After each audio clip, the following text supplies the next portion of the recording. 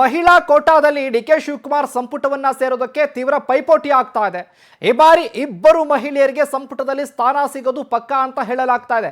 ಹಾಗಾಗಿ ಈಗ ಮಹಿಳೆಯರಲ್ಲೂ ಕೂಡ ಪೈಪೋಟಿ ಜೋರಾಗಿದೆ.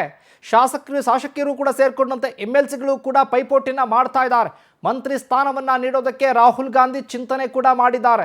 ಯಾಕಂದ್ರೆ ಮೊದಲ ಹಂತದಲ್ಲೇ ಮಹಿಳೆಯರಿಗೆ ಅವಕಾಶ ಸಿಗುತ್ತೆ ಅನ್ನುವಂಥ ಲೆಕ್ಕಾಚಾರ ಇತ್ತು, ಆದರೆ ಸಿಕ್ಕಿರಲಿಲ್ಲ.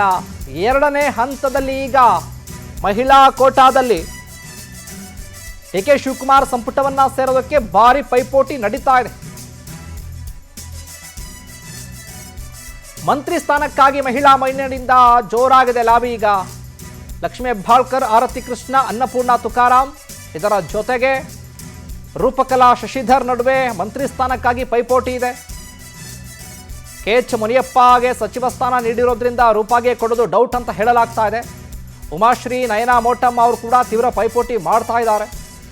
ಹೈಕಮಾಂಡ್ ಮಟ್ಟದಲ್ಲಿ ಲಕ್ಷ್ಮೀ ಹೆಬ್ಬಾಳ್ಕರ್, ಆರತಿ ಕೃಷ್ಣ ಲಾಬಿ ಮಾಡಿದ್ರೆ, NRIಗಳಿಂದಲೂ ಕೂಡ MLC ಆರತಿ ಕೃಷ್ಣ ಪರ ಬ್ಯಾಟಿಂಗ್ ಮಾಡ್ತಿದ್ದಾರೆ.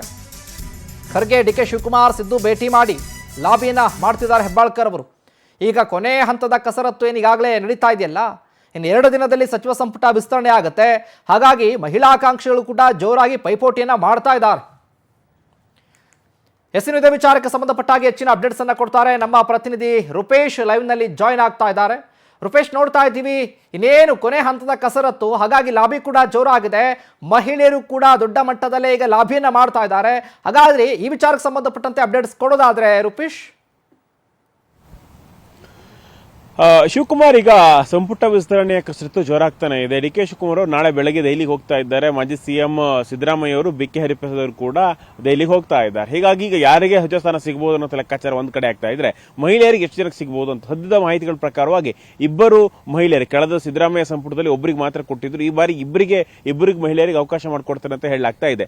ಈ ಮೂಲಕವಾಗಿ ಈಗ ಫೈಟ್ ಜೋರಾಗ್ತಾನೆ ಇದೆ. ಯಾಕಂದ್ರೆ ಮಹಿಳೆಯರು ಇರೋದೇ ಒಂದು 10 ಜನ ಆಕಾಂಕ್ಷಿಗಳು ಇರಬಹುದು. ಇದರಲ್ಲಿ 6 ಜನ ಆಕಾಂಕ್ಷಿಗಳು ತುಂಬಾ ಗಂಭೀರವಾಗಿ ಪೈಪೋಟಿಯನ್ನು ಕೊಡ್ತಾ ಇದ್ದಾರೆ. ಮೊದಲೇದಾಗಿ ಮಾಜಿ ಸಚಿವೆ ಲಕ್ಷ್ಮೀ ಹೆಬ್ಬಾಳ್ಕರ್ ಅವರು, ಇವರಿಗೆ ಸಚಿವ ಸ್ಥಾನ ಸಿಗಬಹುದು. ಯಾಕಂದ್ರೆ ಹಿಂದೆ ಸಿದ್ದರಾಮಯ್ಯ ಸಂಪುಟದಲ್ಲಿದ್ದವರು, ಹೀಗಾಗಿ ಇವರಿಗೂ ಕೂಡ ಸಿಗಬಹುದು ಅನ್ನೋ ಲೆಕ್ಕಾಚಾರಗಳಿದೆ.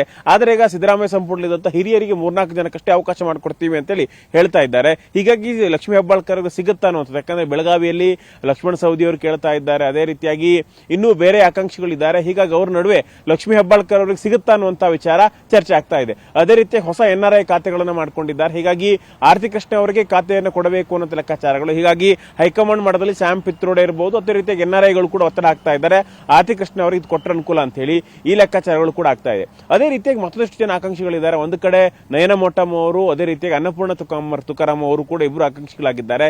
ಹೀಗಾಗಿ ಬೇರೆ ಬೇರೆ ಕೂಟದಲ್ಲಿ ಸಿದ್ದರಾಮಯ್ಯ ಮೂಲಕ ಉಮಾಶ್ರೀ ಅವರು ಒಂದು ಪಟ್ಟನ್ನು ಹಿಡಿತಿದ್ದಾರೆ. ಅದೇ ರೀತಿಯಾಗಿ ನಯನಾ ಮೋಟಮ್ಮ ಅವರು ಕೂಡ ಕಾಂಪಿಟೇಟರ್ ಅಂತ ಹೇಳ್ತಿದ್ದಾರೆ.